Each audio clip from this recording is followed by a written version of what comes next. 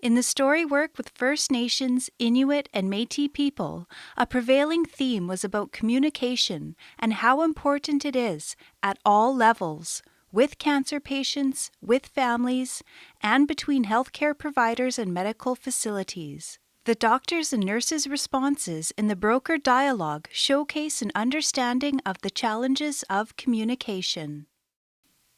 The Dialogue and Story Work project used the broker dialogue methodology.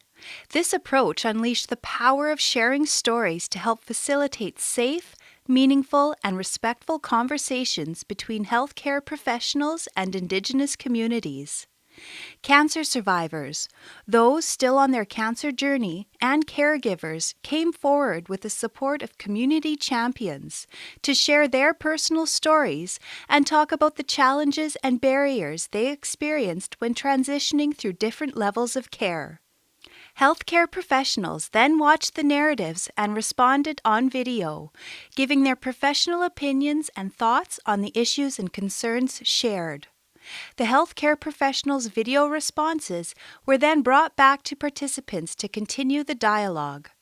Participants had an opportunity to respond on video to the healthcare professionals, in turn closing the loop on the dialogue in a way that was supportive and meaningful to each participant. Every day and every morning I wake up and I always pray and think, how am I going to pull through this? Is it that easy? Could it be easy to pull through it? Who can I contact to help me? I don't know, it hurts. It just hurts. Painful and hurt inside the heart. Where you don't know who to turn to, you know. The only ones that you can talk to is the doctors. The doctors are not telling you very much. For me, it's not much information that he's telling me, because I'm seeking a lot more, to tell me a lot more about what's really going on down there, you know, want to know, and how I can get myself better, like at least live another few years. It's quite a journey, especially if you're in pain, you feel it, then your mind is always on it. We don't ask enough questions, and we also, because the community is strictly Dana, a lot of them do need help, but they're either shy to ask or scared to know.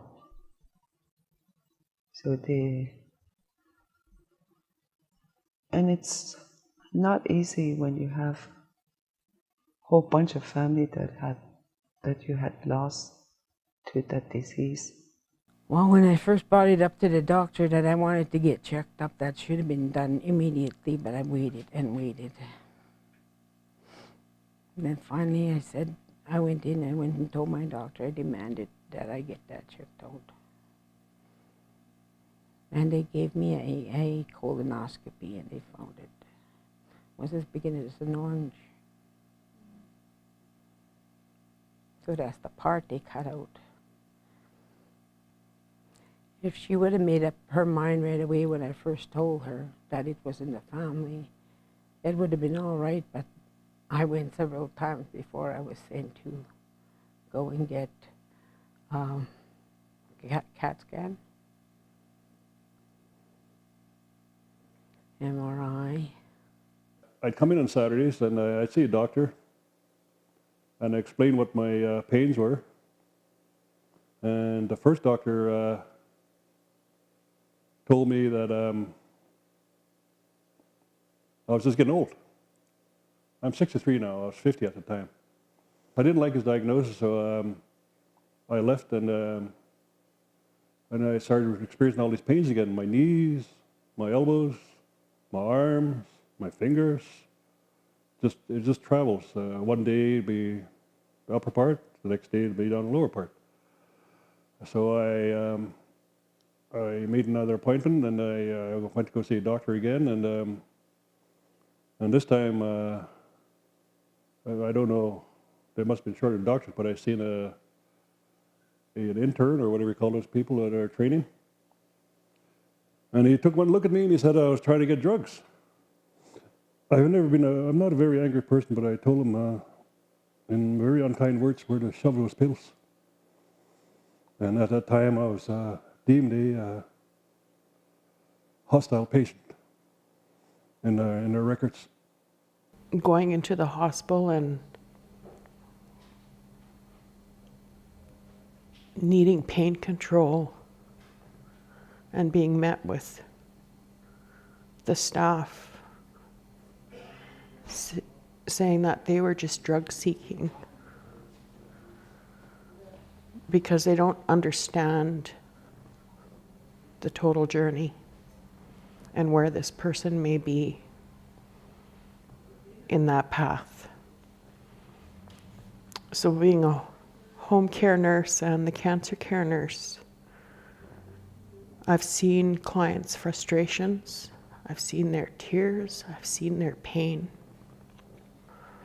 They have the support of their family, but they don't really have the full support of the healthcare professionals in understanding where they are at. Yes.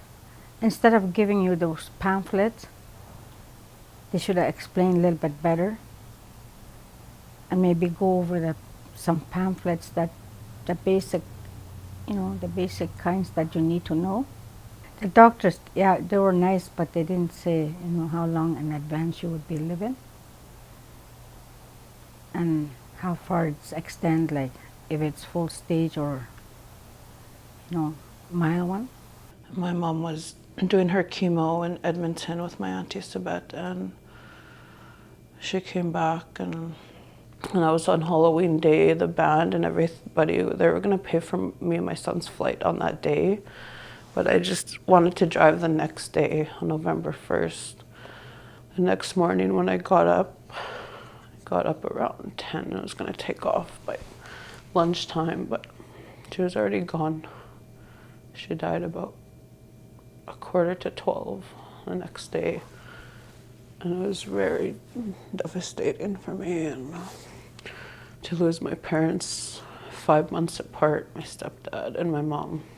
But we know that together we can work at improving our relationship and our listening and meeting your needs, so that you're able to have all the information that you need to make the decisions to improve your life, to live as long as possible without symptoms, to lower your pain, and to have the well-being needed to look after your family, your children, and your grandchildren as well. I almost felt like an emotional response to, well, the pain that they were going through, but also that, there was so much miscommunication or things that didn't seem to, they didn't understand from the way I would understand, So what was said, what was talked about, lots of gaps that should be filled.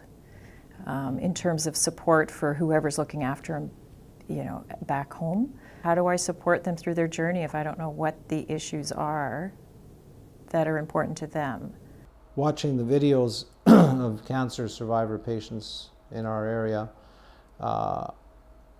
I was struck by how important it is that we do communicate as much as we know in a manner that people can understand and relate to. One of the aspects that we have done in this hospital that's worked well is to have a Aboriginal liaison here to interact or to join in the discussion with our with our patients. Her name is Angie Combs, and I've found that both from the patient's feedback and from my own observations to be a huge benefit in being able to relay information in a way that people understand.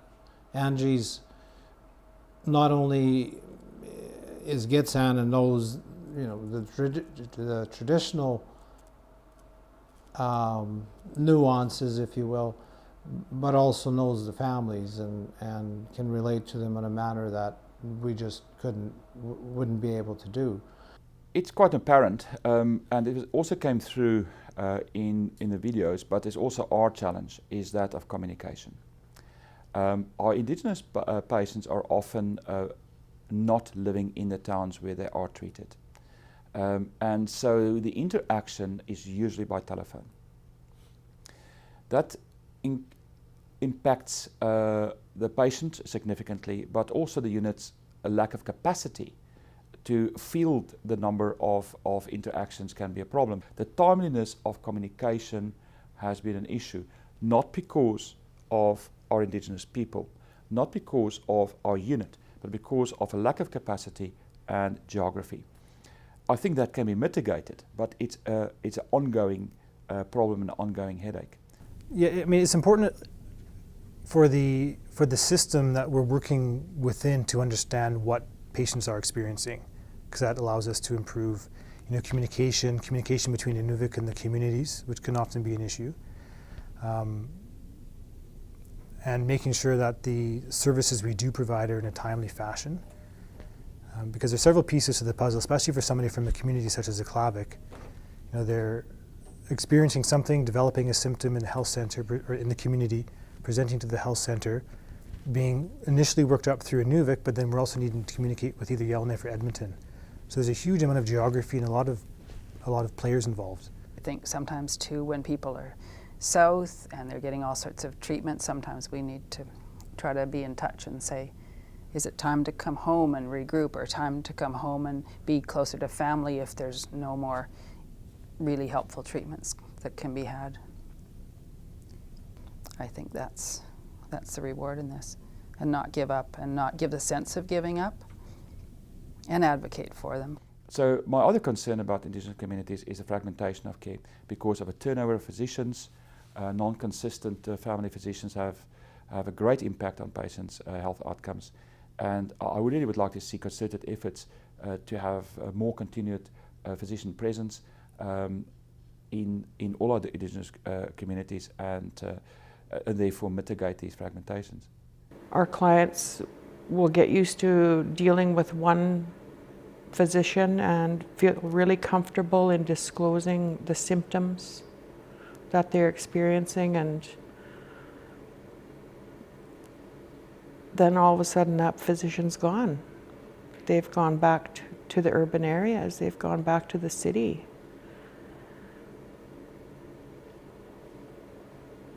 And then they have to start all over and explain everything again, over and over to different physicians until they find somebody that they're able to connect with again. It felt like I had a very small circle, and I very much appreciate those people who were there for me, but finding the care, like at the doctor's, going through so many appointments and not seeing the same physician. I relate to what one doctor said about the lack of physicians and physician turnover. So I was affected by that, and it was hard for me. It felt like I was going to the doctor constantly. I would be in the ER and I would see the doctor on ER. Then I'd have to follow up with the doctor from ER, and it didn't feel like I had a primary caregiver, one who would stay on top of my charts and say, okay, I need to see you regarding the test that you had. We try to have a lot of meetings with the family, extended family, and the patient, and just go over how things are progressing, and checking in on where they want to be in this whole treatment program, because we feel that it's really important that people have not only the information at hand, but also get to guide their journey through this. because it's different for different people. We have to communicate with families. We have to communicate with support systems and realize that the fear I talked about earlier are going to have impact.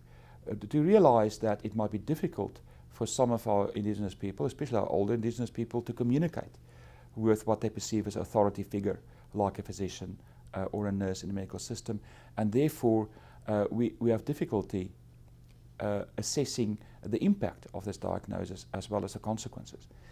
I think by recognizing these different dynamics, the socioeconomic concerns, the fact that there might not be transport, and mitigating for that really early on in the cancer journey will have a significant impact on how patients experience this journey. And it was a tough one.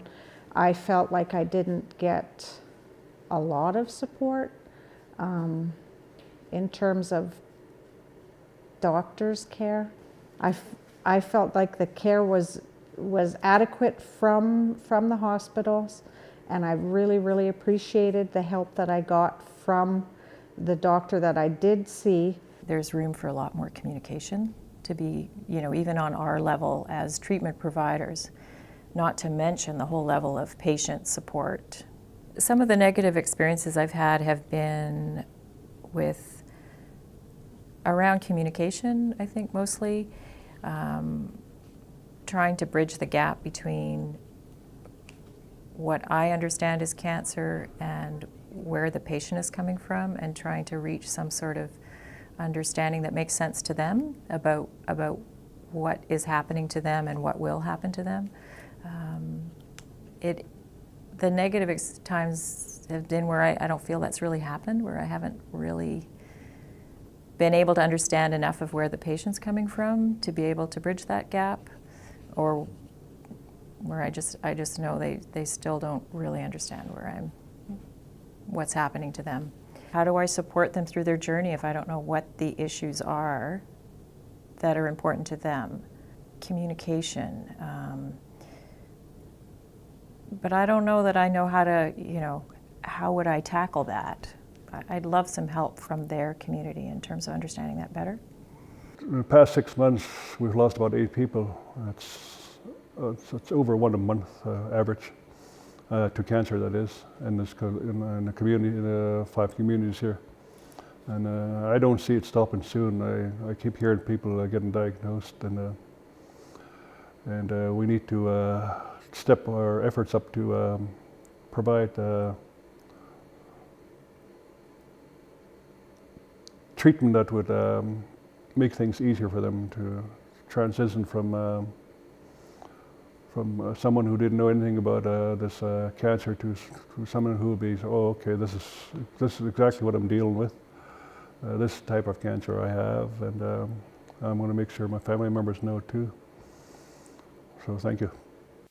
In the story work with First Nations, Inuit, and Métis people, a prevailing theme was about communication and how important it is at all levels, with cancer patients, with families, and between healthcare providers and medical facilities. The doctors' and nurses' responses in the broker dialogue showcase an understanding of the challenges of communication. From the story work, which issue stood out for you? Which issue stood out for you from the responses?